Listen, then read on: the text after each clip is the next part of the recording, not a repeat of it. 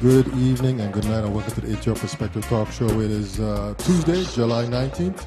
I'm sorry, January 19th, 2016. It's about 8:09 p.m. I just want to say that this is the HR Perspective Talk Show every Tuesday, Wednesday, Thursday, 8 p.m. until. We do have a telephone number, 340-201-9005. Soup, hail up real quick. Yes, I. Everything blessed? Everything, every eye. Yeah, how was the weekend, man? Weekend was blessed. Yeah, man. So as we blaze on here, man, just want to say that most importantly, you have to go to our website, streaming live from the vi.com. Go to that website because we do have a special guest in the studio tonight, man. He's right over there. We'll be talking to him in just a few minutes. For our guest tonight, we are in a high-tech, low-tech studio, coming to you from an undisclosed location here in St. Croix, Virgin Islands. No radio, no TV, internet only, which means that you got to get your smartphone, your iPhone, your tablet, your iPad, your Mac, or your Windows PC. Open up your browser, type in streaming live from the vi.com. See the show tonight because we do have a special guest. He's sitting right there. He's ready to roll here.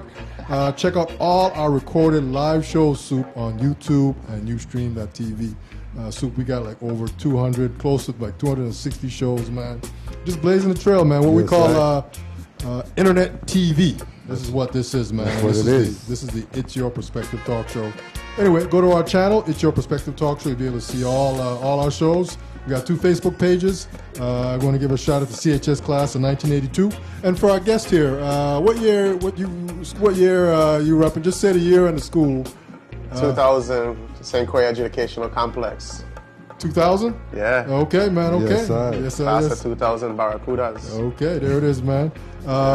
We're also on Twitter as well. VI Perspective, tweet with us there. Super moving straight forward and up. The show's mission is just to inform, entertain, and empower everyone. And Super, you ready to bless that mic? Yes, I. Bless that mic, man. It seems like you got to turn me up a little bit. Turn you up a little bit? Yeah. Okay. Greetings in the name of Kidamawi and Pai Selassie the First. Jah Rastafari. The greatest secret in life is that reality is nothing more than illusion. The physical world does not exist outside of our own belief system and the filter of our own mind. We are, in fact, subparticles of Jah experiencing creation itself. But as subparticles of Jah, we have swayed over these creations. Everything you have experienced in life, every event, occurrence, object, and person is nothing more than a figment of your own thoughts, beliefs, and words. The problem is, most of us are still asleep. The problem is, most of us are still asleep. When you understand this, your entire world shifts, and you come to realize the true meaning of life is thus like a lucid dream. We have total control. Yeah, Soup, that's the It's Your Perspective poem. Yes, sir. And real quick for our guest here, our guest tonight is Digby. Give me the pronunciation. Let me hear you say your last name. Stridiron. Stridiron, okay. Yeah, Stridiron. Yeah, welcome to our studio, man. There he is, Thanks. there he is right there. Wave to your friends and family. They are seeing you live right now, man. What's up? Thanks for coming on, man. Yeah, man, for And just, sure. thanks for bringing me on, man. Yeah, man, and just wanted to get you on here, man. I know you getting ready to do some things. You're a chef and new restaurant, and it sounds like you got a lot of initiatives that you're trying to put together for the guests. Not for the guests, but for the youth coming up. Yeah, definitely. So tell us a little bit about who you are. You're from St. Croix and from Mubiju, repping up Mubiju for sure. And what made you decide to go into becoming a chef, Digby, I would say food was always like a part of my life growing up. Right. My grandmother is from Vieques, Yes. My grandfather is from Danish descent, from St. Croix. My mother's side is more from, Machuchala. So. Okay. So like growing up, whether I was going down west to the Mahina and getting alcapudias or picking kalaloo out of the pot, you know what I mean? Yes, It was always just some kind of event, As Crucian people, we're very festive. Right. So, I mean, sorry to say, but whether it's a funeral, a birthday party for your children, there's always 2 things. There's rum and there's food. With them 2 things, it's always a good time. So, growing up in St. Croix, it was just a lot of things that I didn't realize till I was older, how developed into a culture I was, For instance, like Armstrong. That's our main source for ice cream on Island. And when you think about it, So only in the last 20 years is a store we congregated them. Yes, sir. But they've been around for over 100 years. That's right. That's right. So growing up, you know, I remember like going to this my house, you know, so it was a sense of like when you're going out to eat, it's not like I ain't going to like a McDonald's and ordering a cone from somebody coming out the machine. This is a man that make this with his family, and we ordering from Smithfield. Yes, sir. And we would go, and the protocol is inside, you know, and when we come outside, it's good morning, good your gestures. Yes. And it wasn't just food; it was a culture. I realized I was a part of. You know, I didn't really set out to do that.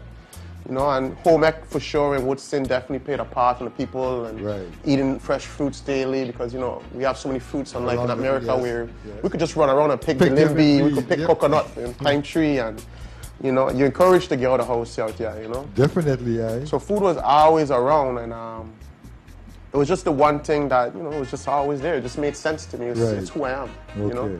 In my DNA, I really feel like it's in there. It's a part of you. Yeah. So your parents are good cooks too? We're on air, right? I mean, don't let mommy come out there. I know, right? I will say this though. My mom, when I think about what rice is, it's based off of what the rice my mom made. Right. Arroz con habichuela. You know what I'm saying? Like, to me, rice comes from that. That's my thought on rice and nostalgia. My father was very creative, you know. He did everything possible with ramen noodles growing up. You know, he loved them. You know, so you know, I wasn't born into like foie gras and this, you know, very high end, you know. But it was a lot of love. Right. You know, it was always like in the kitchen with my father on the counter. Or you know, it was important for us, you know. Yes. And we always had to be home before the lights came on, you know. So when we get home, you know the run-ins, 6 o'clock. You know, 6:01. And that's one of them things where, like, dinner is one of them things we don't really pay attention to as people. You know, dinner is one of the most important things, you know, because dinner is an opportunity when you sit down after your hard day at work, you know, and that's when you guys enjoy a warm meal like we've been doing from the beginning of time. Yes, back then it was fire. Now we have a stove, you know, it's a little easier. But that's the time of day where you get to see how was your day? How was your day? Is everything okay? You know, you can't hide a black eye when you get hit in school at the table. No, sir. While we're sitting in the living room and watching TV, you can hide it. Yeah. That's right. You know, and it's a sense of family and traditions that happen at the table. And whatever happened at the table growing up for me, that is where my values came from, was at the table with my mother and my father. Okay. Yeah. Yes, sir. Yes, sir. Okay. So food has always been like, you know, it's always been there, man. Okay. All right. Tell us about your experience that you had when you winning the best chef from the Caribbean in New York, man, 2 years in a row. Tell us about that experience. And that was big, man. Honestly, I didn't even, total honesty, you know, we never really tell a story like that, but like we didn't really expect it, you know. Right. We went up there. It was New York. It's the big show, you know. There's a lot of big chefs up there, and we came to the event with a very traditional, humble dish, red grout. Red grout? It was only one dish. Okay. One shot. One shot. You know what I mean? And, you know, we just executed something, and I think the dish was good, but I think what really caught people was the story behind red grout, where it's a dish where, you know, we're taught that that's a Danish dish. It comes from the word rad grad. We have to discover that, right? It's not there for you, but you discover that, right? But then when you really discover that, you discover the ingredients in it. And you realize that it came from ragrat, which is a dish that is Danish, the concept, which was barley and it was cooked with currants, right? Okay. Now, one thing I can tell you about people is we improvise. Right, definitely. So they're in St. Croix. I can see a porridge being cooked, being called red grout. My only thing with it is tapioca is a bipartisan of cassava. Cassava don't grow in Denmark. That's too cold. That's a local ingredient, and so is guava. Yes, sir. And if for a true red grout, a crucial red grout, you have to have misblighted. So you have to get your prickly pear and you need to ferment it on the ground. So there was a lot of components to this dish that when somebody tells me like, yo, this is Danish, I question that. Like, okay, they gave it a nice name, like it came together. Right. But the origins of all these recipes could be found within Taino cuisine. Okay. So it was an opportunity where we're talking to people about a cuisine and a culture that they really haven't gotten to see yet. Yes. You know, and there was a lot of life into it. Because when you start talking about the Taino, we have to talk about Aital. That's right. Because it's very similar concepts. The flagship that they flew, the ice, gold, and green. Yes. You know, and when you realize when the Maroons ran, where did they go? To the hills. There was a war already there. There was people already there that ran before them, that helped them. And the same concept happened in Mardi Gras, with the Mardi Gras Indians in New Orleans. Right. One of the biggest ports. When you think about the Indians that came in Florida and the Gullah cuisine, it was these relationships with Indians and Africans. You know, it tells a great story. And I think being able to tell that story in New York with a nice dish that looked beautiful and tasted nice, it was a very humbling moment. And that's when I decided that we were going to launch the West Indian Chef Alliance and really hone into who we are here. Okay. Because at first, people think of Caribbean food. When you think of the word Caribbean, coming from the word Carib, right? Mm-hmm. Which was a name given to the Kalinago tribes. So first off, to me, the word Caribbean, it's kind of an offset for me sometimes. Because you're calling the whole place and time off of one encounter, There is a rich vibrance that we have here when you take the history of the Kalinago, the history of the Taino, where they came from. You have what was indigenous here. You have the Spaniards coming in here. You have the effects that's going on in all the different islands. And now you have some people coming from Ghana. At that time, Ghana's the whole region, so you have all these people coming in with all these spices like okra. And you watch the timelines develop as, and then they get to this great place called New Orleans. And now the soup's called gumbo. Gumbo.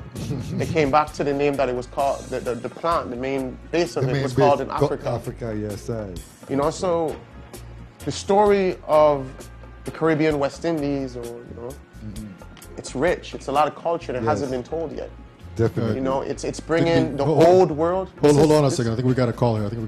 Let's see if I can get this without screwing it up here. Yeah. It's Your Perspective Talk Show. You're live. Hello? Hello? I can barely hear you. I can hear a little bit, yeah. Go ahead. Okay. This is Antoinette. You're the Crucian Foodie. Can you hear me? Yeah. Yes, we can hear you. How you doing? What's up, Mama? How you doing? Why the connection isn't that great.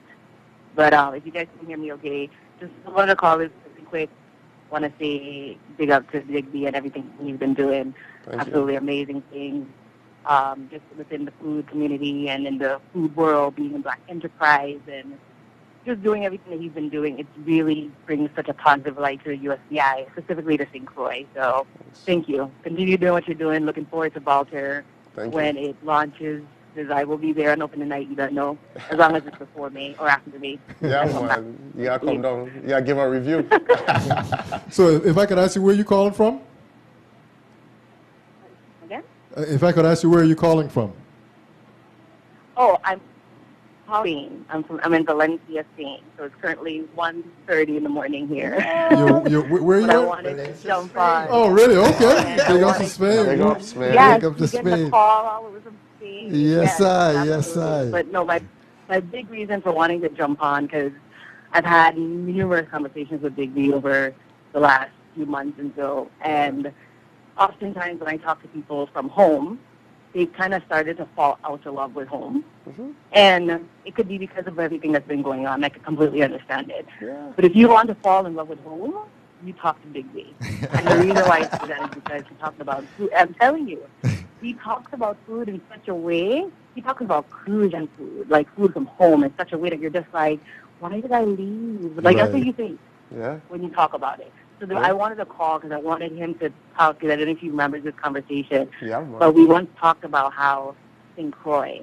specifically St. Croix, the Virgin Islands, is the gateway to the Caribbean. Yeah, and how the food that we have there, you can basically come to St. Croix and you could go to everywhere in the Caribbean. Mm-hmm. And me being here in Spain, it's so funny because I eat all these different foods, the paella and the churros and every other thing you think about, right? Because I'm just being a big fat person over here. Yeah. But I eat all these different things, right? But everything I eat, there's a connection to home. There is, yeah. Everything I eat, there's a connection to home, to St. Croix. That makes me. And obviously, I think about Digby in that conversation. So I just wanted him to talk to the viewers and tell them how St. Croix is that gateway to the Caribbean, and how our food and the love and the thought and care that we put into our food is something that the entire world needs to experience. So that was my reason for calling in that morning when I should be asleep. But I could share that because I'm sure he shared it with other people before in the past.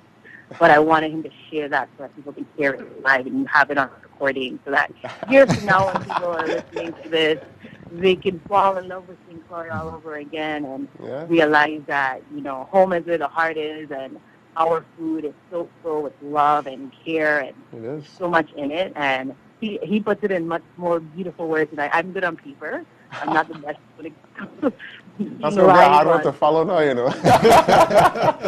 You tell them what it is, and I'm much better on so that time to think it's true. But he just spits it off the dome. So you go. I'm gonna go to bed now, and I will catch this in the morning. Yeah, thank you very much. Appreciate the call. Have a good night rest. All right, thank you very much. Take care. All right, love you. Love you too, Mama. All right, man. That was from Spain, right? That's what she said, man. Coming a long way. That's what's up. That's nice. So where were we, man? Well, actually, I wanted to ask you about your schooling. I mean, did you go to any kind of formal schooling? I mean, you graduated high school here, and then and what kind of how did it go from there? Well, when I first graduated, initially I enrolled in the Air Force. I enlisted in the Air Force. Okay. Yes, I did that for a little bit. It was a great experience. Helped me pay for school, but it wasn't really my forte. Right. So that kind of ended a little earlier than expected. Yeah. So with a little over 2 years, I moved on from that, and I came back home. And I was trying to figure it out, and that's when I worked at Digby. I worked at Carambola. I met a couple restaurants around Island, really trying to figure out, It was when I worked at Carambola and I worked for Chef Luciano, which was a chef that was visiting here. Right. I didn't even know you could go to school for like cooking. Cooking, right. Like there was professional organizations. This is a job. All right. So I did my paperwork with the military, and they sent me down. I went to Johnson & Wales. Okay. So we did that, and then I recently went back a couple years ago, about 6 years ago, I think it was. We went back to the Cordon Bleu. Okay. And I graduated from the Cordon Bleu. In New York or? Atlanta.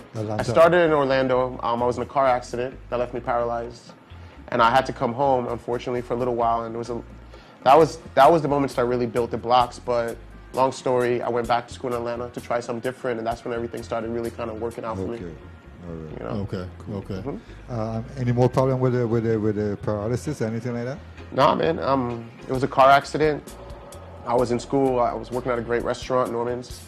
And we were just going to go volunteer at the local VA center on a Saturday. Right. And we were just going down Cimarron. A car comes in, hits our car. And I blacked out. Like, I don't remember what happened, really. Okay. I just know it was an accident. For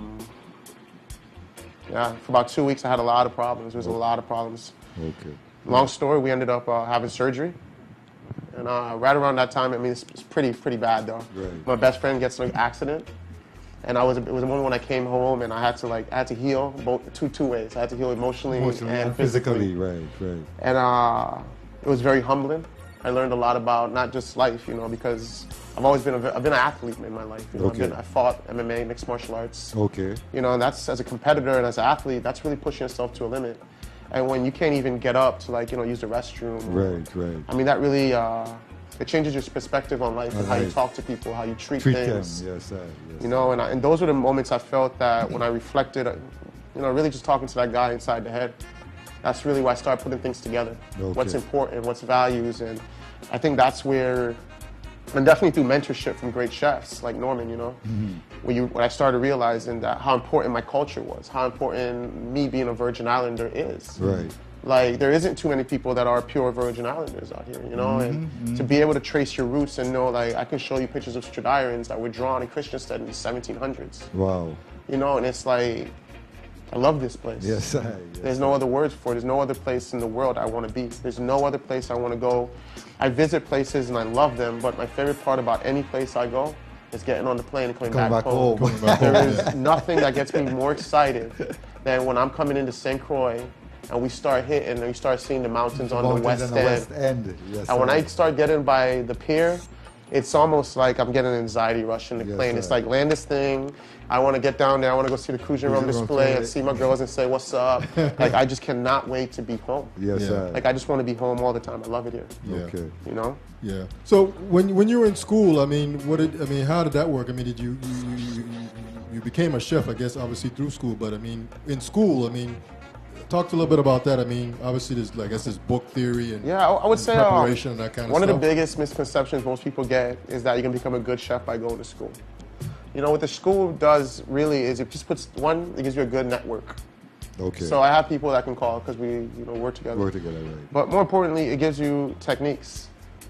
So when you think of a butter sauce, I understand that I want to cube my butter and I want cold butter and I want to put it into a lukewarm. I don't want a hot pan because it's going to break my butter. Mm-hmm. And you learn how to make that, and you learn why you're making that. Right. You put the reason, the cause and the effects. And, cooking, I mean, we can all go down and make something really delicious, but can you do it consistently every single day? Time, yes. Can you come in for a Callaloo into the opening spring for Bolter?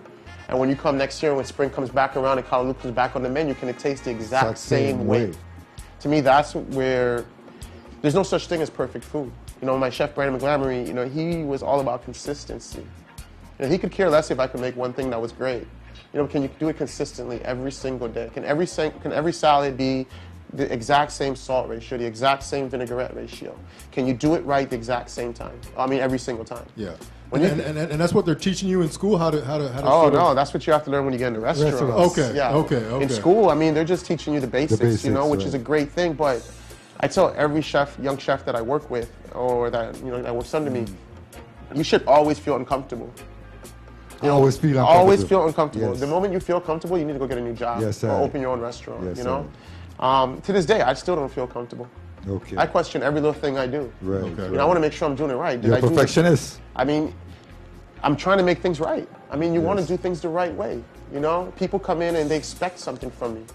And I want to make sure that when they expect that, I can deliver that. I don't have to give them all this other stuff, just what I told you.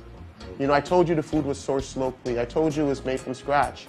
That's my job now, to adhere to these things and do it the right way. Okay. Anything extra is great, but you should do at least what's asked of, what you said you were going to do. Okay. So how do you keep your consistency?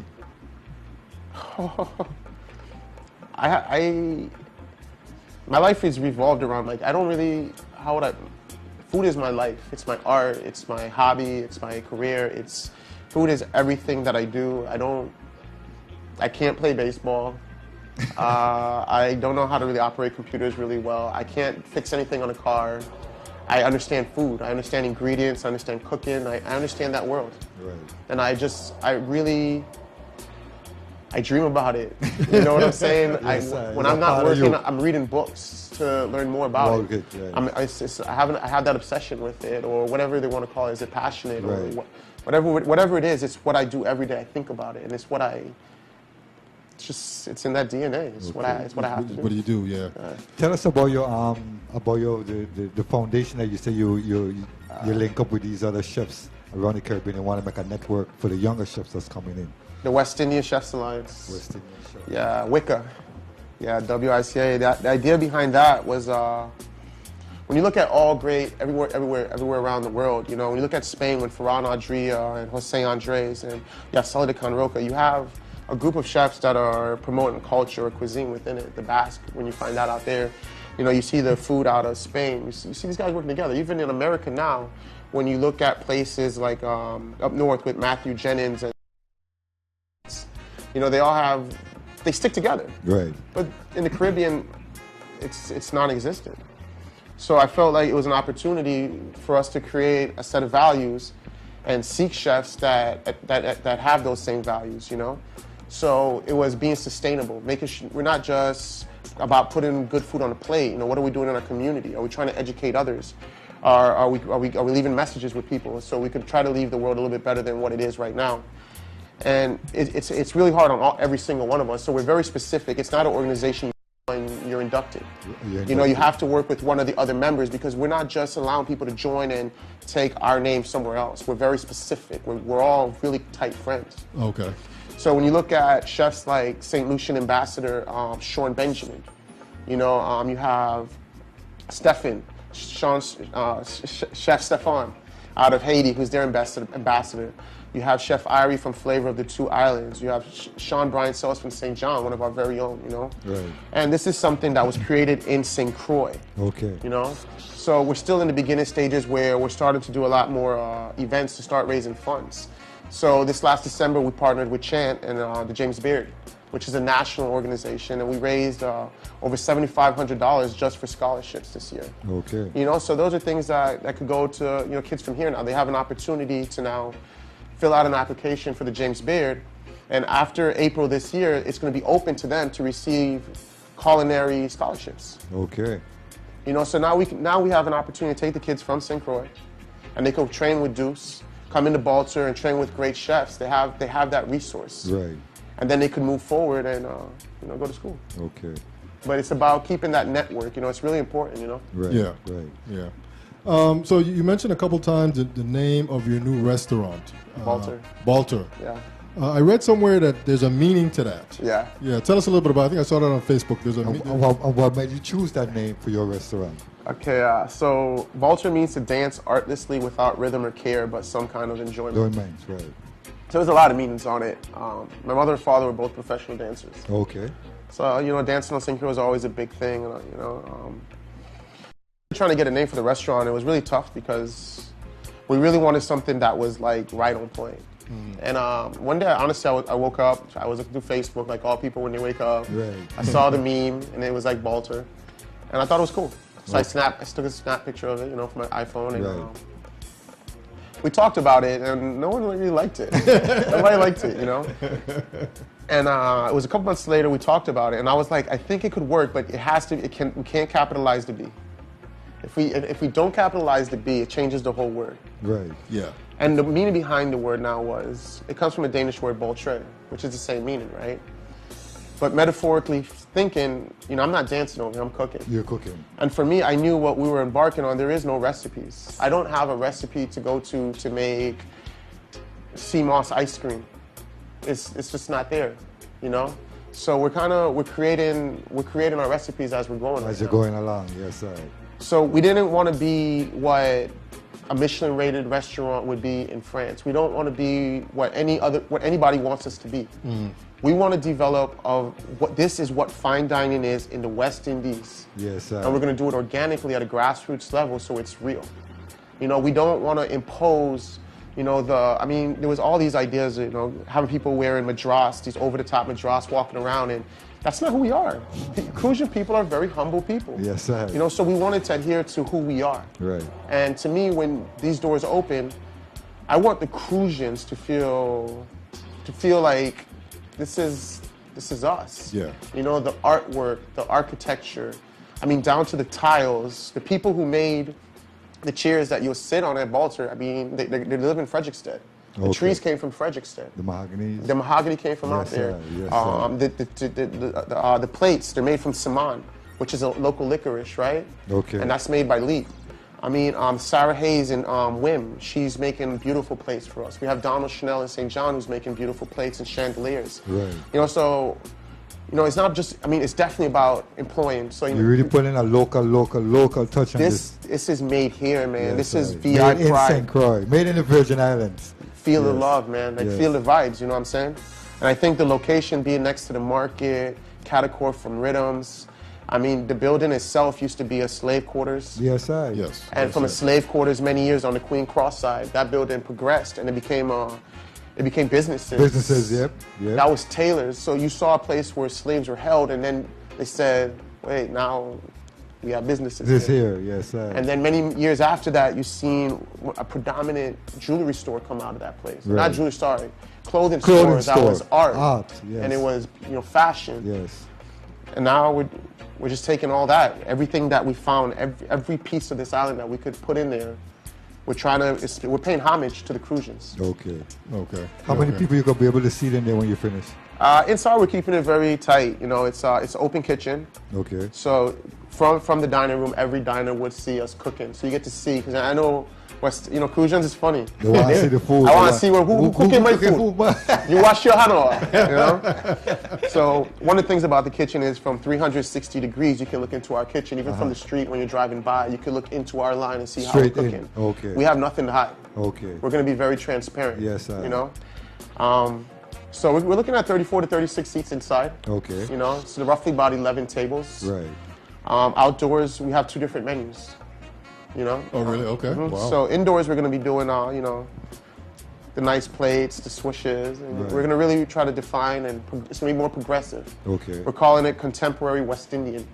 And it's a West Indian kitchen. Right. We don't call it a restaurant because we want you to come into our kitchen, in our home. Yes. We want you to feel at home in this restaurant. Okay. We don't want you to feel stiff and Right, relax, right, you know? yes. Yeah. You can have good food. That's one of the parts about being West Indian American is, you know, you don't have to sit down and be so formal when it comes to food. Food, you know? right. We could sit down and we could talk, you know what I mean? Yes, I. The courtyard is definitely, each part of the restaurant also has a part of all 9 of the people that came here, all the colonies that came here. You will find something from the Knights of Malta. You would find something from the Danish, the Dutch. Every single colony has a part in this restaurant. Okay. So from the garden in the back, that's II Gardens. Uh-huh. We're gonna have which is over 3,000 square feet, where we're growing our own vegetables, our own fruits. We'll have trees, and we're gonna have a lot of local trees, so that when you come there, you can see some of these local trees that you probably didn't know was local to the island, Right. native. Right. We're our own peppercorn, our own vanilla, things like that. Okay. Oh, really? Okay. Yeah. Okay. There's a spot where we're digging in ground, so we could do our own glide-ins and we could ferment naturally underground, Ground. the way it's supposed to be done. You know? Yes, I. The courtyard it's going to be very Riviera, very French. You know, Frederickstown, it's beautiful. You know, it gives us that. You know, especially in St. Thomas, Frenchtown. Frenchtown, yeah. You know, and we pay homage to them there. You know, when you see the kitchen, you know that's Danish. Right. You know, and so on. So we paid homage throughout the entire restaurant. And my apron, you'll definitely understand the African influence when you see my aprons and what we wear. Okay. You know? Yeah, so the one thing you were talking about before we started was that on day one, you want this thing to be operating at 100%. Yes. You know, yes. so there's no ramping up for the staff and all that. No. Everybody should be at 110% day one. Yeah. I mean, recently we just got a pushback, you know, because we should have been opening next month, but we had a pushback. But it's St. Croix, it happens. You know, these guys are working really hard. For sure. But, you know, so right now, yeah, we're looking for good employees, man, especially locals. You know, I want to see a lot more local, you know, applicants coming in, and we could start getting the training going. Because when it's time to go, we're not trying to, you know, iron things out. You know, we have the test kitchen that's already up and running, so we're testing recipes. Okay. You know, we're making sure they work. We're talking to farmers. We're making sure the availability is there, because one of the things that's important about this restaurant is, you know, with a lot of restaurants, if you run out of your local fish, usually what do? You call the local store and you get the for the night. We don't do that at Bolter. If it's gone, then it's not on the menu. If it's not local and it's not fresh, we're not serving it. Okay. You know, so we're always progressing new menus. It's always seasonal. In Bolter, you should be able to know what time of year it is when you're sitting there. Right. You know, so if we're open in spring, that's why you're going to see green kalaloo. You know, with the change, you know, we're changing our menu right now. Right. Because we're not opening in a fall spring, fine. we're opening in spring. Okay. So we need more lamb on the menu now. Right. We need to make sure that adheres to the season, the time, the place, especially within St. Croix, where we're very specific. You know, like guava berry. Yes. I'm sure you could serve guava berry in summer, but who does that? Like, you just don't do that. Yeah, You check? Yes. So, like right now, we have guava berry vinegar that we're pulling out tomorrow when we get in, and we're going to put them in oak caskets to start aging. Okay. So for the Christmas time. we're going to have Yes, a nice, you know, Season guava berry fermented. vinegar. Fermented. So maybe it might be a salad or gastrique. Maybe or, hold that thought. We got another call here. Yeah, man. Oh, they just dropped off there. Call us back. Yeah, That call person, back. yeah, call us back. Just call us back. 340-201-9005. That's the number right there, man. 340-201-9005. Chef Digby is in the studio tonight, telling us about. Opening the great restaurant Balter in Christiansted. Yeah, man. Yeah. So you were saying that. So all the recipes. I guess the menus are going to be done like every day, pretty much. It's good. I mean, we hope not to do every day, you know. Okay. It's going to be good. I mean, every day is tough, you know. We're going to make changes, though. You know, the Right, thing okay. is, the menu has to reflect what we have in-house, you know. We're not compromising, you know. If the gandulas from our things is out, then it's out. We're not going to go get the Goya ones from the can and give you that for the night and charge you the same price and, Right. Yes. and lie to you. And honestly, that's what we would be doing. We want to be honest and we want to be transparent. We want you guys to trust us. Yes.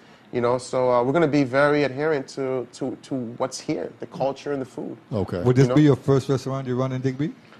not my first restaurant I'm running. I mean, your own. This is the first one that you. I would say at this level, I mean, this is a big project. You know, it's over 8,000 square feet. Okay. You know, it's a really big project. Right. You know, so this is the first time I'm stepping up at a level this high to be Right. the executive chef owner. Okay. You know, but I've ran restaurants before. Okay. You know? How is But, it making you feel? How is it? More than anything, man. At this point, I'm really excited. You know, at first Okay. it was very scary. Right. It's just, you know, and I always said it. No, I'm sorry, I didn't always say it. My mentor always said it. That if you're not nervous or scared, then you're probably not doing something Doesn't important. right. Yes. You know, and I was really nervous, but you know, with the pushbacks, you know, you got more time to think about things. It, yes. And now I'm very confident in what we've been doing. The message, the food, the quality. I'm very confident. Right. Hold that thought. Hold that thought. Let's see here. Hello, talk show. Hello, this is Ira Claxton trying to talk to Digby. Yes, he is. He can hear you. Right. Go ahead. Right What are you ahead. saying? Digby, what's going on, Ira? I know what you're saying, Ira. Hey, everything's good, man. How's everything going with you? Coolin', man. Can't complain. How's things in Rock? Yeah, same thing, you know, hustling the usual, but everything is good. Yeah, I'm on big ups, man. Yeah, man. I had a quick question for you. I want to get your thoughts on something. You know, there's been a lot of different catchphrases in the food as far as slow food and farm to table, right? Yeah. And you know that, of course, you being you, that these are things that we've been doing for hundreds and generations and stuff like that. What do you think is the next big thing in food, especially, you know, Caribbean food and so forth, bringing it to the forefront, to the mainstream? Yeah, that's a good question, man. Nice. I would say, and I got to shout out Chef Trevino in Puerto Rico for this one. We did an event, and he gave me a title this year, and it was called Wild to Table.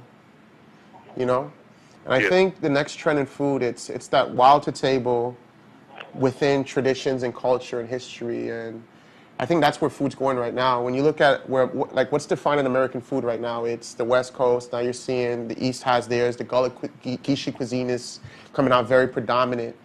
And it's about the stories of the ancestors. You've seen a lot about Nat Turner. You know, you've seen a lot about him. And Right. it's amazing, you know, that right now in America, you know, there's a lot of things going on that's, you know, it's really hard to see sometimes, especially on the news. But within food, it's the opposite right now. The world of food is all centering around the history and the original America, you know, what was native to America and what they brought over on the boats. You know, when you think about the slaves coming from Ghana and you're watching the food like the Hoppin' Johns, the peas, and, you know, when you watch all that food, you realize where it comes from. And right now they're paying homage to that in America. So I feel that with everything that's been happening over the last year through that cuisine, chefs like B.J. Dennis and Sean Brock, of course, with Mind of a Chef, that gave a lot of highlight to the South. You know, what's the next chapter in America? We are a part of America at that too. You know, we are a part of that next chapter. You know, where is food going? And we have such a unique story and such unique flavors and spices. When you watch where they're going with fermentation, even the number one, well, this year it's number 3, but I mean, when you think over the last 6 years, they've been number 1 at least 4 times, which is in Denmark. The number 1 restaurant would be Noma in Denmark. You know, so there's a lot of ties to this little island, you know, and I'm excited, you know. I'm not saying I'm at the front of the helm or anything, but to be a part of this movement with all these great farmers and everything that's coming together right now, it's like a little magic show. Right. Like, did somebody plan this? You know, but it's happening. And in the last 6 months, if you could think about that drive from Christiansted, going down through Calcahoon by Sage Farm and going down towards West, how many new farms are out there? Right. How much fresh food is out there There's now? a couple well. Rich to Reef Farm right now is sending food to St. Thomas to feed the kids. Wow. They have not even, I'm not saying they haven't gotten that done yet in America, but we're progressing at a very fast rate with what we're doing as far as sustainable and farm to table. Right. You know, so I definitely think sustainability is definitely the future in food, you know, and culture. Right. Now let me ask you another question. Now this is maybe a little bit of a political question, but do you feel as though tourism is doing enough to market St. Croix as the agricultural arm of the Virgin Islands? I know. One of those questions. Yeah, I mean, That's an easy one, Digby. I mean, for sure. I mean, it's tough, man. I mean, the Bordeaux, the vegan or vegetarian festival this past weekend. Yeah. This weekend, yes. You know, a lot of farmers came, of course, doing their thing, and everybody knows that St. Croix has a very good product over there as well. Yeah. You know, so you have more land to deal with. So that was one of the reasons behind my question. Yeah. No problem. No, I understand the question. Trust me, I understand it. Yeah. I think they're definitely working hard at tourism. You know, it's not an easy one. You know, because they got a lot of people coming there from all routes. You know, because I get to work with tourism a lot, and it's trying to figure out which story is the right story from us, which we're trying to go with things. You know, I think in comparison to like 10 years ago, we definitely made a lot of strides. You know, where we're actually marketing. When you read a lot of articles like the one from Black Enterprise, you know, that's tourism pushing those kind of things. You know. So I think they're definitely paying a lot of homage to what's going on in St. Croix. I mean, could we always do more, though? Yeah, of course, you know. But, I mean, it's baby steps, you know. So I think, like, what we did with Dying VI, that was a step in the right direction, you know. And with a lot of the events now, you're starting to see that farm-to-table aspect. You're starting to see the coal pots coming in. They're bringing in pressure to sing. And, you know, it might just be like, okay, you've seen pressure a couple times, you know, but to someone who's here visiting, who's a tourist, and that's who tourism is based to get the tourists here, you know, for the tourists. That's big. You know, they get to see that culture, you know. Right. I think it's going to take time. You know, it's going to take time. It's going to take great restaurants. It's going to take more venues. It's going to take that. It's like a new rum festival coming up. It's going to take us supporting these events too. You know, we have to go to these events and support these guys when they do these things, because if not, they don't get enough money to do it again. And if enough people don't go out, they don't get the sponsorship. So even if it's just to go out and be a body and be like, hey, we're supporting this movement. You got to go out and help it, like Dub in the Rainforest and all these great events. You got to go out and support them. You know, me personally, I would like to see more highlight around things like Dub in the Rainforest and Dub in the Park and a lot more of the local events, you know. I think we have they're starting to show light on a lot of great topics, which is great, you know, and that's how it happens, you know.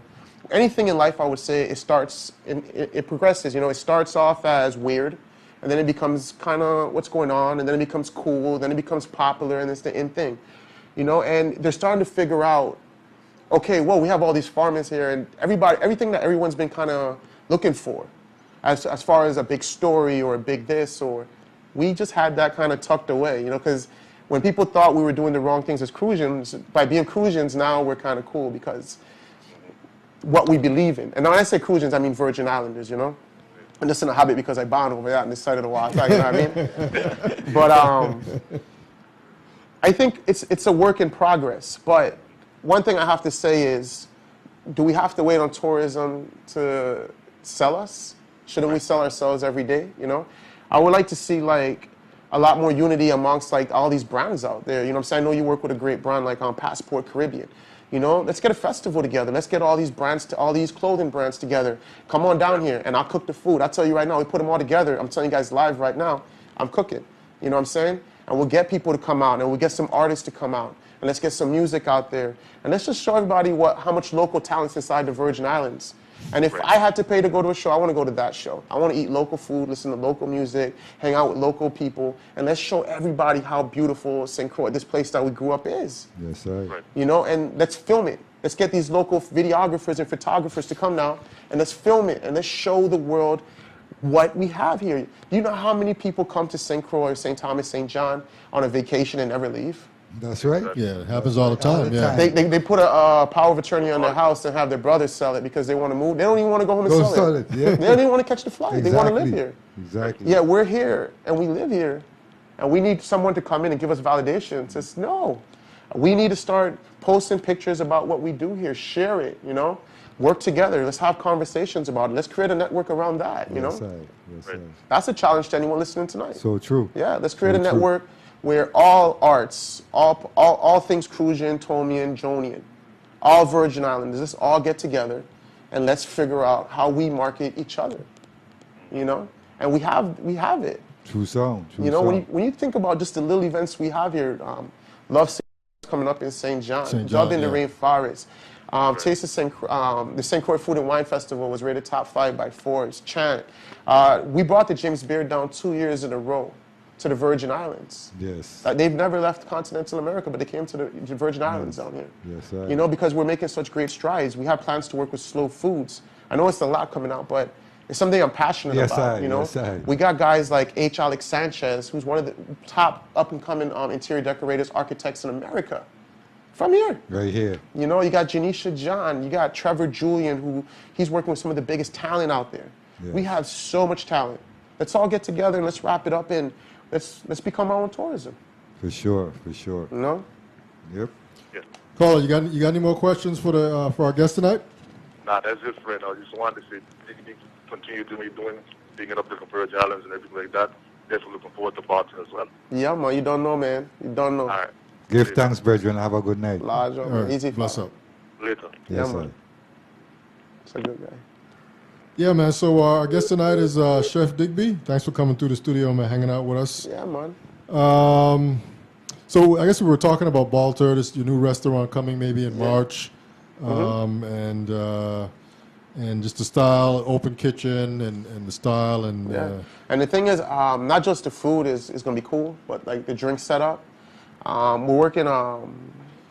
We got Patrick Krolick. You know, he was at the Buccaneer, so he's coming on board as one of our partners. Okay. And he's been working really hard with local ingredients to craft some really cool cocktails. I can tell you, he's working real hard.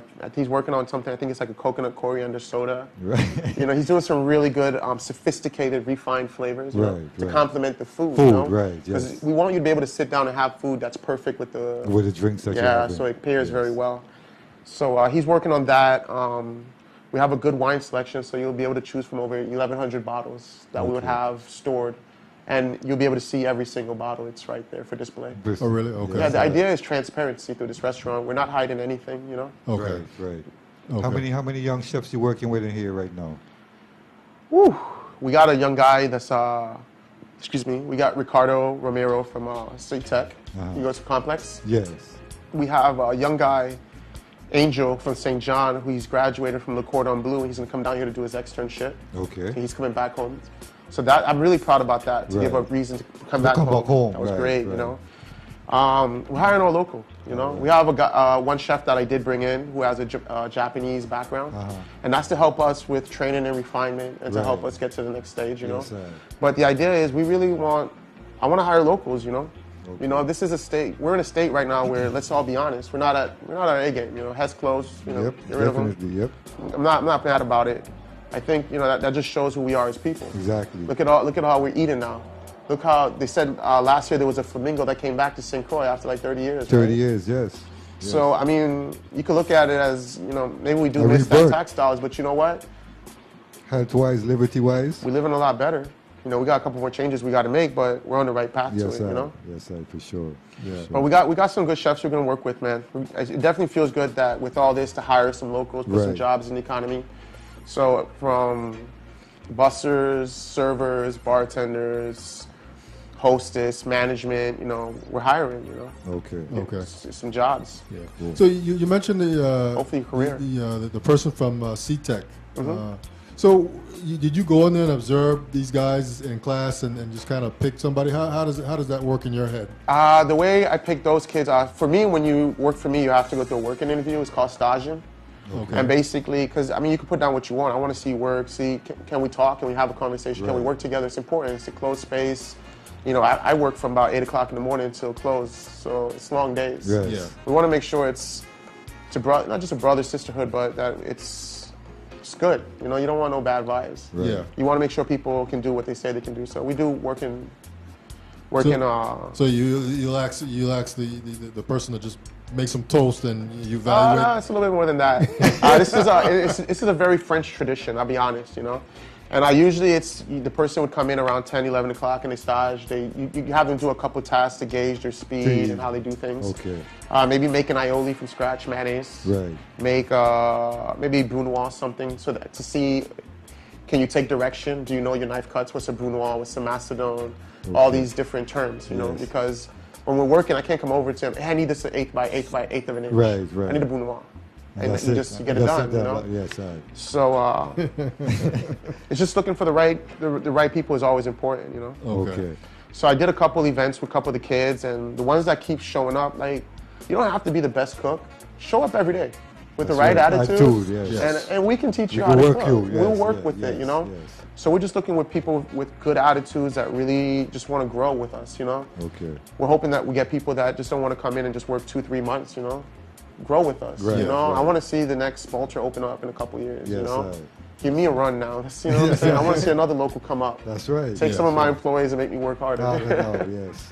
You know, we want to see more good restaurants, though, and it's important to build the scene. You know, one restaurant can't do it. I Definitely. can't. You know, but there's an influx right now of restaurants coming up, and I think once we get more local restaurants like JV's Diner, Cast Iron Grill, you know, those. I mean, that's where I eat. That's where I go for food. You Okay. can see me at Cast Iron like twice a week. El Sol, that's where I eat. Okay. Yes. You know what I mean? Yes, sir. Yes, sir. So we're gonna get them right. You know, this week alone, we took a couple of the kids out. We took them foraging, because it's not just about cooking the food. That's you know, that's a part of it. But we want to make sure these kids understand where the food's coming from. You know, Right. Like before you take that carrot and you're peeling it real fast, and you know it got nicked a little bit, and you're like, it looks like crap. He's gonna yell at me. I'm gonna throw it in the garbage real quick. You got to understand that carrot, it came from Art Farm, and Luca grew that carrot for almost 2 months. Yes. The carrot didn't just come out of The nowhere. grow. Yes. For 2 months, that man woke up every day and he watered it. that. That's love. He gave to that. Yes. You know, if you wake up and you do something, you know, people say, can you put there's no such thing as putting love in food. It's seasoning technique. I don't know about that, because you can season your food one way, but if I season mine and I check it to make sure it's seasoned right, and I turned it and I checked it again, maybe I think that's love. That's extra love. Because Exactly. that's the extra, you know, care. Exactly. So when you understand what it took for this person, it took the soil, it took him to rotate the soil so it's not abusing the soil. Soil, yes. You know, all this stuff goes into that one carrot. That's right. So they have to respect each carrot, each onion, each grain of salt, because we're making our own salt. We can't waste it, you know? So it's important to me that these young guys respect the land, they respect the ingredients as much as I do. Right. Because once they respect the ingredients the way I do, the sky's the limit for them. Yes, sir, for sure. You know? Because my chef told me, Norman Van Inken, he said, he would tell the chefs that we're not the stars. The star is the ingredient. We are mere craftsmen. Okay. Our job is just to deliver it in a tasteful way. That's right. Because, I mean, the sun kissed it, the air, soil raised it, the air gave it, marinated it. You know? When you think about fish spending its entire life in salt water, just getting marinated for us. Yes. Just waiting for us to eat it. That's all. You know, so the food comes so beautiful already from nature. You know, that sometimes the key is not to transform it into something different. The key with the food sometimes is just to present it to you. Yes. Yeah. Maybe it's just cleaning it. Yeah. Maybe it's pouring hot broth just to liven up the active oils into it. Or it's a lot of techniques that goes into making these decisions, but the idea is to let the food speak, you know? Right. So presentation obviously is big. I mean, that's kind of like the artwork of your plate. That's where it comes from, yeah. So this is going to be 5-star, just the whole 9 yards presentation, and I would say this. The idea of 5-star and what they told you 5-star is, this is 5-star St. Croix. Yes. We're Baltering in our own All the lane. things, that's right. So don't expect white gloves, and no. Expect really good food that, I mean, I can't tell you how much love we're going to craft it with, how hard we're going to work to get these ingredients. We're going to climb trees, we're going to go dive in, we're going to go in guts, we're going to find it, we're going to challenge ourselves, we're going to ask what is local.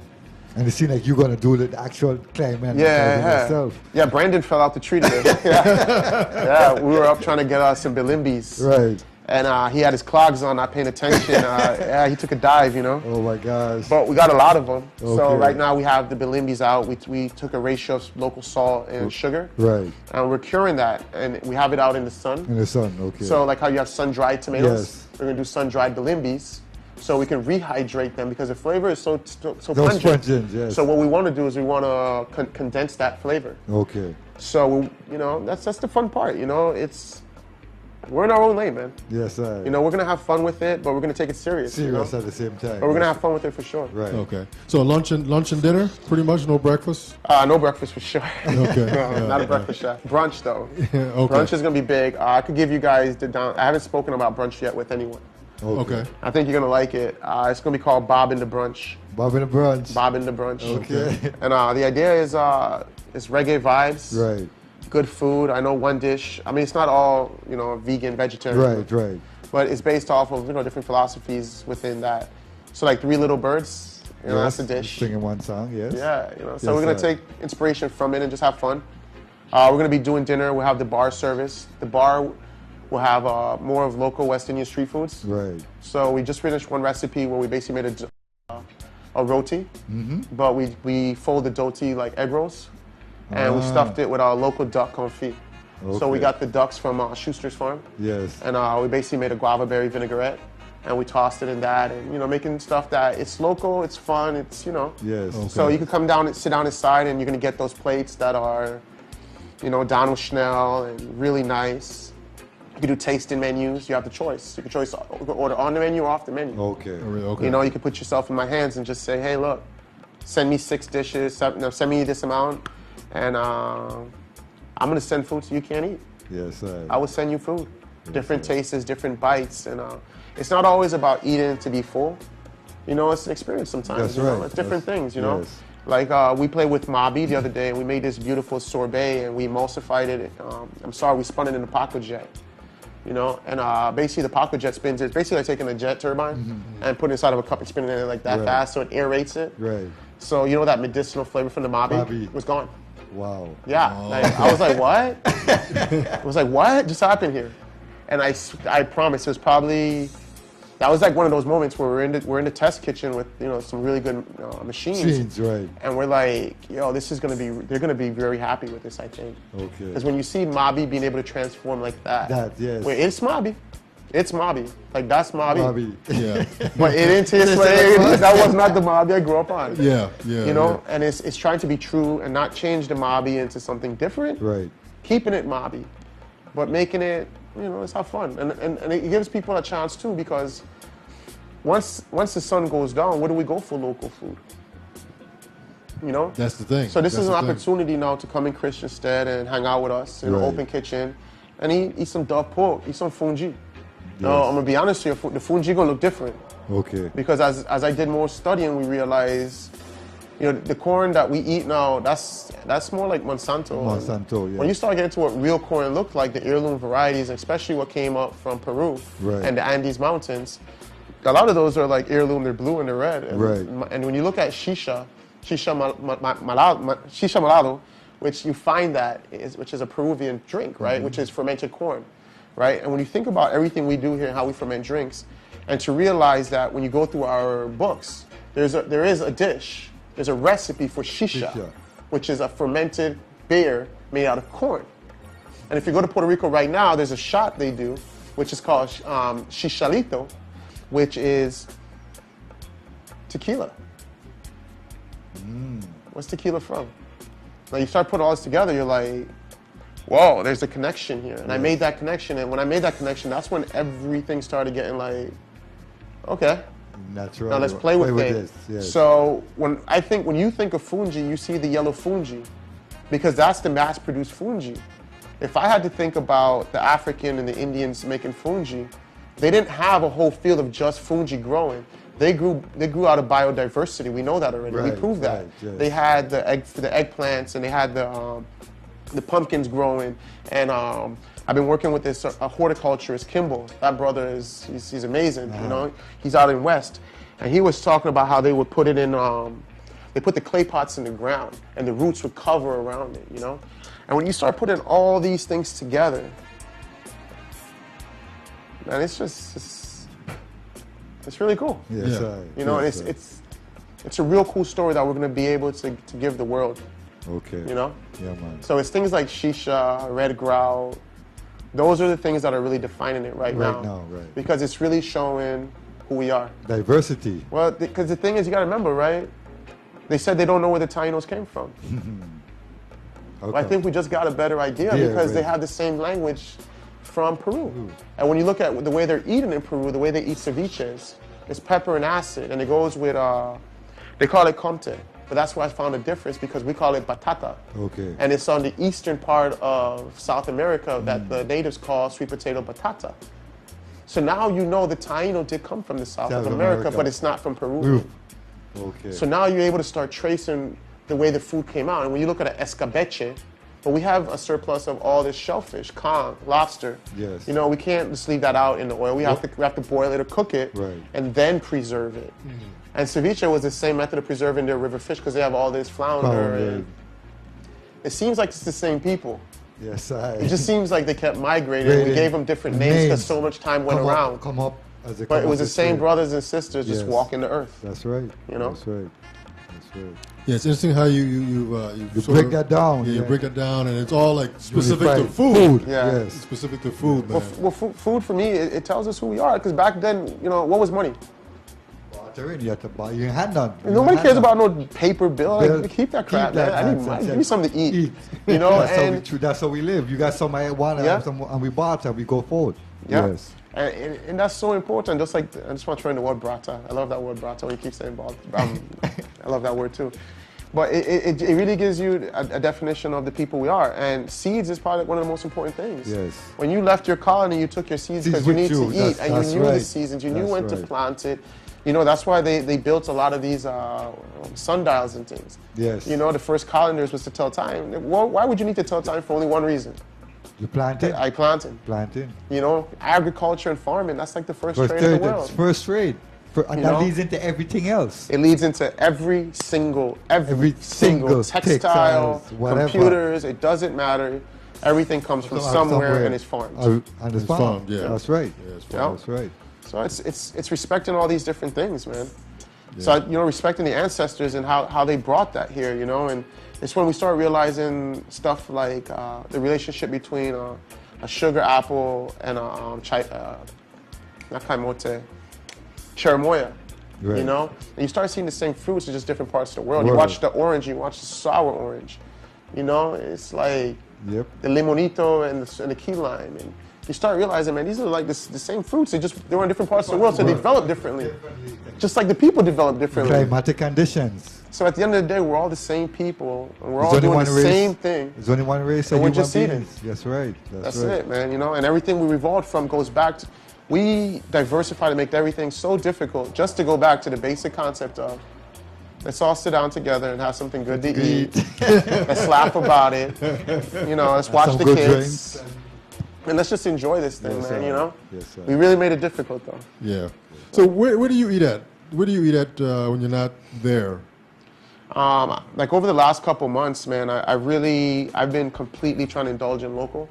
Okay. So it's been like, you know, Bert Peterson at Cast Iron. That man, what he does for Crucian Food right now, you know, it's needed. Okay. You know, dog pork, just taking the local food, you know, and he's trying his best at making really good food out of it. You know, Harvey's, of course, El Sol, Flamboyant. I mean, a lot of food stands. I get a guy right now when you're going west on the weekends, Friday, Saturday, and Sundays by whim. He's out there doing local Puerto Rican East Vieques food, like alcapurrias and patés. And let me tell you something, that his paté to me right now is the best on island. Okay. I went down there this weekend and I was just blown away. Right. Me and the other chefs were in the car eating it, and I said, this is what we judge a paté on from this point on out. It was perfect. Okay. They had, you know when the paté, right, they got the little bubbles all over them. All over them, yes. They get a little bubble them. Yes. And to me, that's what, when I think about going to like fair, back when it was in Christian said, you know, and all that good days there. You know, I remember getting them kind of paté, and that's what I remember. Right. Them big air pockets. Yes. Yeah. And that was a beautiful paté, man. That was good. But I eat local, man. Okay. As much as possible. You won't really catch me eating out too much. Right. Okay. No, really, no, I'm trying to really fine-tune these flavors. You know? Right. Because I know it's going to be... You know what you're looking for. Yes. You know, you understand the clove flavor in the foods, and, you know, really trying to figure it out. It's not easy, but, you know. Right. Yeah. We'll keep trying. Yeah.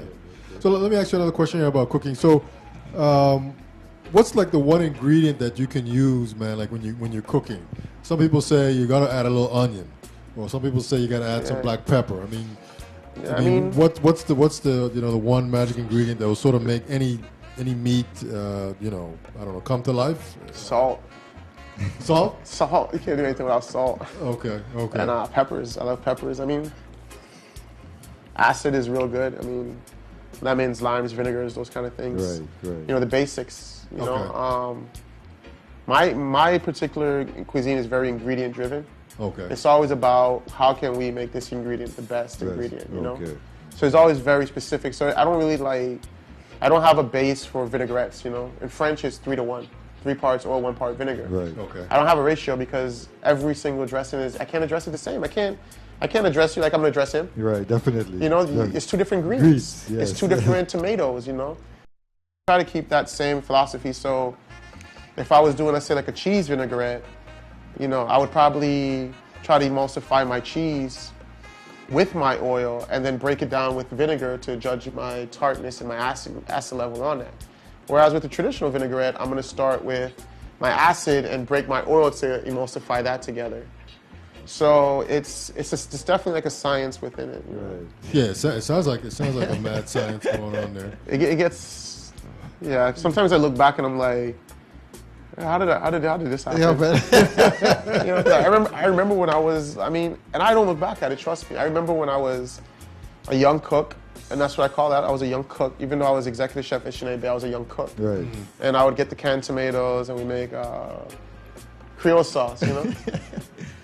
Now you want real tomatoes. Now I want real tomatoes. I want to know where they came from. I know that when you eat those tomatoes, it's good for you. It's nutritious. Yes. You know, right now, half the things people eat, man, like they don't even know what it is. That's right. Yeah. That's right. You can't even pronounce half the things on the back of these labels, yet you give it to your child to eat. Every day. That's the biggest crime you could commit. When you Yes, think sir. about, man, whew, when you think about the concept behind of it, most people, the goal in life is to get money, right? Mm-hmm. And what do they want with money?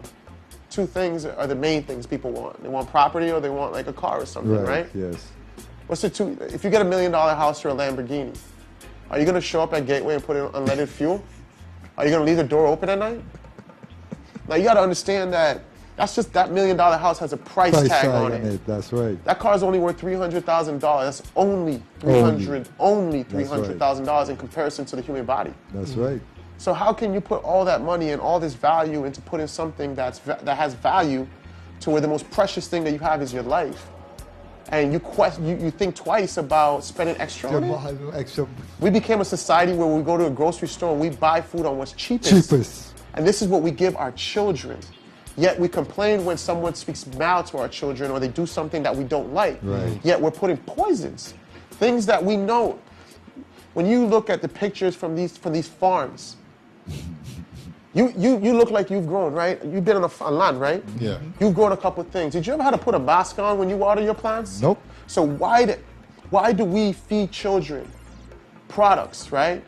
That the farmer who's growing it has to put a gas mask and a full chemical warfare that I put on when I was in the military. Because they don't know Digby, and if me and you go on to them and tell them that they're gonna fight it, they're gonna find every excuse, every reason why. It's out there. You At this day and understand? age, it's proven now. There's no more, you can't fight it no more. It's been proven Exactly. that Monsanto, what it has done is wrong. Every genetically 3 modified. months. And now there's this genetically modified fish. Fish. What? The fish too? You ever heard about Frankenfish? No, see, I They don't. recently just passed a genetically modified fish. Wow. Just federally got passed. Wow. They made a salmon made out of salmon and eel. Wow. Yeah, I heard about that. Wow. that. Yeah. But it's okay to eat that. Yep. Yeah. You know, yet there's a lot of things that is natural to us that we're not allowed to do within our own rights. That's right. You know, right now they're trying to start banning people from growing gardens in their front yards. So you had to tell me I bought the property, and now I'm trying to provide for my family. But as you're saying that too, soursop, you can't go soursop in Florida in certain states no more because of the medicinal purposes that Can't go soursop up. Moringa's next, bro. You understand me? You know, so Because the thing is, there's more money to be made in doctor fees exactly and insurance, pharmaceuticals and all of right these now other- in America, there are people that's working against it. You know, when you look at the wholesome wave and what Michelle Nishan's doing, they are working with people on that have financial difficulties. Where you got the SNAP 2 for 1. We got to get this information out there to them, though. Yes. Right now, you can go to the farmers market with your SNAP benefits. And for every dollar you spend, you get $2 worth of product. Wow. So because it's harder for people to get this food, The natural and we understand food, that. yes, sir, yes, so it's sir. an opportunity for people who don't have as much to be able to eat just as much well, and yes. feed your kids as well. Yes, Right? yes. Excuse me. There's insurance companies right now that's writing prescriptions to people because they realize that it's cheaper for me to feed you good food than it is for me to send you to the doctor and pay that and pay all these medicines and all this stuff. Yes. You know, I could say I'm really proud to say that most of my life I've always tried not. I can't say it's always been because I've had surgeries and times where it's not always up to me. Right. But I've always tried, if I have a headache, not to take something. Right. Just do it the natural way. And I think it pays a dividends.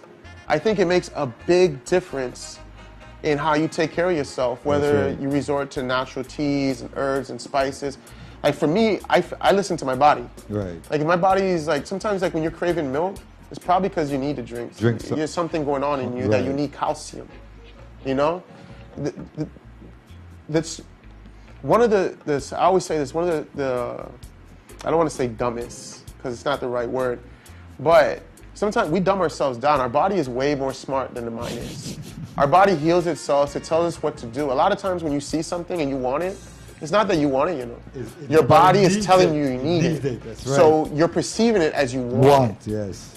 So a lot of times, you just got to think about it. You got to listen to your body, man. Yes, your body is the best, the one instrument we play for our whole entire life. Yes. So we might as well pay attention to it, The best computer ever made, man. The best. So it puzzles me when people put Cheetos, they eat Cheetos. What? Did you see that thing the other day where someone took a Cheeto and like smoked it? Like they took like a spliff, they put the Cheeto and they smoked it, and the Cheeto like lit up. It lit up, and this was a Cheeto out of a bag, And then someone did that with a McDonald's French fry. So I'm gonna tell you right now, I understand food. I understand what I can do to a potato. There's nothing I can do to a potato to make it set fire except add a chemical to it. And that chemical, exactly. Because it's not in that DNA. It's not what it does. It's a root vegetable. Exactly. There's so much moisture in that. And even if I put the vegetable in the fire, it won't. It's just going to burn out. Yeah. Exactly. So we got to start as a people. We got to question what it is we're putting in our body. Yes. A lot of they're always quick to and I commend right now. Plaza has stepped up. I've been seeing it. They've been getting stuff from Grantley and little things. But I always say, man, stop and support that local person, man. Yes. Stop off at those local markets, Yes. Support those local people who are trying hard because it ain't easy growing in the sun. Definitely not, man. It ain't, man. Nope. And when you get there, it ain't our jobs to like bargain them down either. Nope. That's the one thing I hate. $4 is $4. $4 is $4. You don't go to McDonald's and bargain with McDonald's, you know what I'm saying? You said it, Digby. And this person this is a part of our community, Yes. And I guarantee you this is the person that when they leave, they're going to go by Novell and they're going to stop at One Love and they're going to get gas at Novell. And Novell is going to go, he's going to go down the road at Chicken Shack and buy some food. Yes. And then Mr. Diaz is going to come to Baltimore, he's going to spend it by me. Exactly. And I'm going to go over there by Art Farm and give him my money. He's going to go right back to One Love. Yeah. And we keep the money in sync for Right. That's right. and it's important, It's really important as a community that we understand these kind of economics. Right. To build upon it. We can't you can't keep just like making money and sending it out, Becomes a shell. You got to support local. Yeah, we become it's a shame that we'll go to a restaurant in America and we don't have any problem when we're up there spending like a $40 steak because they always come back, hey, I ate this steak and it was like $40. It was so great. Yeah, man, I know brothers out here at JV Diner, man, they do really good food too. Right. We got to support them too. We got to keep those doors open. That's right. Because he's keeping people hired right now. That's right. He's hiring people. He's paying taxes. Those taxes are gonna. I'm not gonna go there, but they're supposed to lead to like roads being fixed and stuff like that. We know. That's a whole different subject, right? But we're gonna keep working. Yes, we can't dictate what happens with the money afterwards, but we could dictate what we're doing to try to get there. Right. So we got to support these local brothers, sisters. Cleanta Samuel, all of them. Not even just in food, man. In everything. Go jump in the rainforest. I try to go, even if it's just to pay the fee, and I'm tired, I'll go just pay my fee and roll out. Right. I'm cool with it. I'll go and I'll make a post on Facebook like, yo, go support this brother. Yes, sir. Because I know how hard Tippy's working. That's I know right. it's not easy to put on an event. Sometimes people would think like, it's $25 to get in. Yeah, but we got to get this artist that you wanted there. We got to pay for this. We got to get this venue, sounds. Venues, we got to pay for drinks, we got to pay for all this stuff to make it happen, just to give you a party that You're $25. gonna talk about that. You're gonna talk about when you leave from here. You know what I'm saying? So let's start supporting these local events. Let's start coming out more, man. You know. For sure. That's what I say. Let's keep it local. For sure. You know, when I buy clothes, I mean, of course, I threw this on real quick on the way out. You know, but it's important to buy local. Right, You know, Passport Caribbean, Young Honorable. I mean, what's the other one? Lace Legacy. I mean, there's so much positive things coming out of St. Croix right now, outside of food, that we just need to like tune into and like support it, man. That's right. Just support, even if you don't need the product, just go and just buy a shirt, man, and give it away to someone for Christmas, man. Yes. Let your Christmas gifts be all stuff. That's right. Let's start supporting each other out here, man. Because ain't nobody gonna come and do it for us. Definitely They're not, not. man. They're not. Definitely not. Digby, Yeah, man. thank you for coming out, man. It's about 9:24. Yeah. You all right? Hey, cooling. You cooling? So Cooling. 9:30? Yeah. All right, we'll roll till 9:30. You know, Yeah. we always say 8 p.m. until. Yeah. So, well, let's spend these last few minutes here just sort of tell everybody what's getting ready to happen with the restaurant. You know, as much Really as you cool. can give as far as information and that kind of stuff. Yeah. I mean, How they could reach you, your phone number, your email phone number, address, all that kind of stuff. no problem. I would say for the contacts, for sure, the website's up for Balter. It's balterstx.com, BALTERSTX.com. And we should be open the end of March, hopefully. You know, hopefully before the beginning of April. Hopefully by March. March 25th. March 25th. Man, March I'm hungry 25th. for it. Yeah, man, I'm ready, man. I'm ready to do this. Yes, sir. You know, chefdigby@gmail.com, or you can hit me up at digby@balterstx.com as well. Right. Either or is cool. I mean, if you got ideas, you want to work on a project, anything with kids, I'm always ready to go. Let's try to get some more things going. I got a couple projects I am working on as far as mentorship programs with kids. Okay. You know, I don't like to like lead off too much until we start getting it going. Get it you going, know? right. But we're trying to work with as many kids as we can. And once we open our doors at Balter, I'm encouraging kids to come in. Now, don't just think you're going to come in for one day and chill and leave. No, you're going to have to like set up a regimen, schedule, and come in and let's learn to craft together, you know, and be part of a team, you know, because sometimes it's not all about like, you know, having to get a big job or something. Sometimes, you know, a good mentorship somewhere, to paying that forward, you know, that could save a life. That could keep someone from doing something dangerous, you know. Yes. And right now, I feel like, especially a lot of the black brothers and Hispanic brothers, the young ones in St. Croix, you guys got to know, like, there's a way. I'm from Mombiju, yo.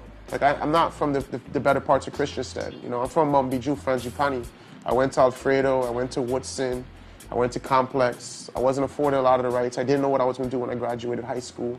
I went to the military because I thought that's what I should do, and I didn't have any money. You know, my parents really sent me to school. There's a way out of it, though, through hard work, dedication, a lot of sacrifices, There's a way out of it, though, and if I could pay that forward to like talk to people, and even if they don't want to become chefs, if it's just to show them a way, like. There's a way out of not just like, don't think you need to get out of St. Croix to make it either. Like, that's the wrong way to think about it. Mentally, there's a way to succeed within what we're doing here. You know, and if we work together, we mentor these next generation, because that is the future. That's right. You know, I feel like that's what I was taught growing up, but right now that's not what we are showing. You know, I was taught that the children are the future, but when you look at what we're feeding the children and the funds that go to the children and what funds usually get appropriated, we really have to question whether the children are our future, and are we treating them like they are the future? That's right. So we have to ask, are we putting them in the positions that they're in right now? Are we allowing them to grow, or are we putting them in that box where they're becoming frustrated and they don't understand what's the next step? You know, because we all know the crime has been here. That hasn't changed. So to act like it's a surprise to anyone in this community, I mean, that's a shock if someone's shocked, you know? Yes. It's been like this for quite some time. Sociology have done the study hundreds of years ago and tell them, you want crime to stop, you want violence to stop, you have to increase the activity, you have to increase work, you have to make work available for the youths, you have to boost their morale. And the thing is, we know we're in a pickle because we lost jobs. Yes, sir. So now this is the time where we have to improvise and let's start creating. Entrepreneurship to create the work now. Let's start working now, you know? Yes. There's ways within that, you know? There's different companies. The next best chef or the next great architect. You know, sometimes, I mean, we need more garbage companies That's right. that do the right thing. Right thing, yeah. So a garbage company that is recycling. Where's the recycling centers? That's an entrepreneurship job. That's an Right entrepreneur. there. That's an Right there. opportunity right there. Yes, Yeah. right. And sometimes it's right in front of us, and we just got to think about the community and what does the community Community need. needs. That's Sometimes right. what we want is not as important as what we need. That's right. You know, and That's the key. That yeah. is the key. You know? So I think we got to find more ways to let's get these kids in school. You know, we need more mentorship when these kids are in 9th grade and 11th grade. Because that's the very important years. That's the years when they first get to the school and they're going to be influenced by these bigger everything kids. else, exactly. And the 11th grade is when they're trying to make that decision: is school important to me, or am I just going to drop Drop out? out, Or yep. you know, that's what we need to really That's mentor right. these kids. That's right. Most kids, when they grow up, let's be honest. How many of our friends are teachers? How many of our male friends that are African or Hispanic are male teachers in elementary schools? So how many kids that are young, that are between in 3rd grade and 4th grade, how many of them are afforded the opportunity to see someone that looks just like them, that is positive? I had Mr. Isaac, David Isaac, I remember him. I remember David Isaac. He was a mentor, you know, and we're losing that. You know, I read a book, it was called State of Emergency, 911, State of Emergency. You know, and it's real. We need more mentorships. So to all these guys, you know, let's get out there and start mentoring. Let's pay it forward. Yes. You know, for the people that granted it to us, let's Give pay it that back, forward now. yes, Let's give right. it back. It's time Give now. it back, Let's yeah. get to the Boys and Girls Clubs. Let's pay it forward. Definitely. We owe it to them, like we do. We owe it. Yes. You know? We do. Because what's going to happen is in 20 years, we're going to sit down and we're going to say, what happened? Damn, Yeah. Where did it go wrong? Yes. Well, it's right now. We need to make that, Right. we need to bridge that gap. Yeah. Sure. They need some Bob Marley in their life right now. Yeah, man. Some Aretha Franklin. Yep. All right, Chef Digby, thanks for man. coming out tonight, Thank man. you. Yeah, And man. keep doing what you're doing, brother. You know what I mean? We don't know the road is not an easy trot, but once you man. keep trotting and make up your mind it's the road you want to go, you're going to pave the way, you know? Yeah. Yes, I. It's love alone, you know what I mean? Every time. Love is Yeah. the answer, the question. That's it. It's everything. Love is everything. It's everything, you know? Yeah, man. All right, well, thank you, man, for coming out. Big up, man. Much love, man. Yeah, man, we're looking out for March 25th, man. Yep, the bar. March 21st. Don't hold me to today. It's late March. All right, Yes, man. So I just yeah, want to say man. that, man, this is the It's Your Perspective Talk Show every Tuesday, Wednesday, Thursday, 8 p.m. until. This is the High Tech, Low Tech Studio. Our website is streaming live from the VI.com. My name is David, a.k.a. Kimba, a.k.a. Christian. Bingy Soup. Bingy Soup. We're on Facebook. And we'll leave it at that. Soup, any final words? Digby, thank you for coming out. Continue doing what you're doing. Bless up, man. And as I usually love to say, one perfect love. And I usually follow it up by saying our prayers and his blessings. When you put it all together, you get one perfect love, man. So on that note, we got a guest lineup for tomorrow night. So we'll see everybody back here at 8 p.m. And we'll let wave to your crowd one more time. And we're out, man. Peace. Peace. Oh,